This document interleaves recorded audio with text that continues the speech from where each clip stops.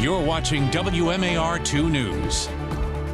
I'm Randall Newsom here with your WMAR 2 News update. Well, police have arrested a man in connection with an attempted rape at Johns Hopkins University. They say 31-year-old Raymond Willis Lund approached a female student last Saturday near the campus, asking her for directions. When she walked away, he grabbed her and tried to take off her clothes before people walking by scared him off. Students we spoke to say while they're happy an arrest has been made, it doesn't completely ease their concerns about safety.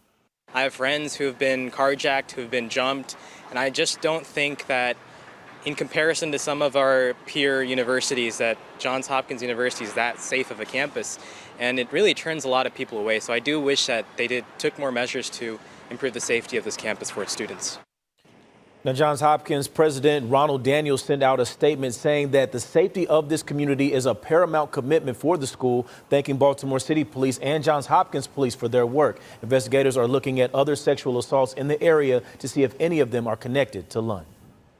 Well, today, a Ravens superfan will be laid to rest. Wes Henson, better known as Captain Defense, died earlier this month. He was a staple at Ravens games, wearing his signature Ravens Navy hat, chains and spikes on his outfit, and carrying a cutout of a fence, of course. A celebration of life ceremony is happening at 11 this morning at the March Funeral Home in Randallstown. It'll also be live streamed through the funeral home's website.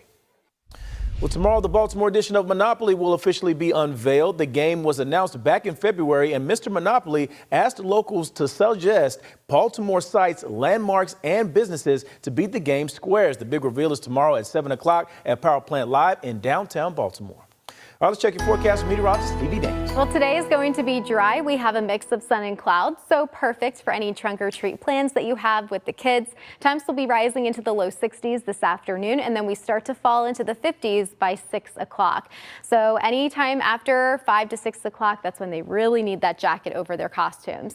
Taking a glance at temperatures tonight, we bottom out into the 30s and 40s, and these temperatures drop pretty rapidly because we don't have a whole lot of clouds to act like a blanket to keep that heat near the ground. So you might want that extra blanket as well tonight.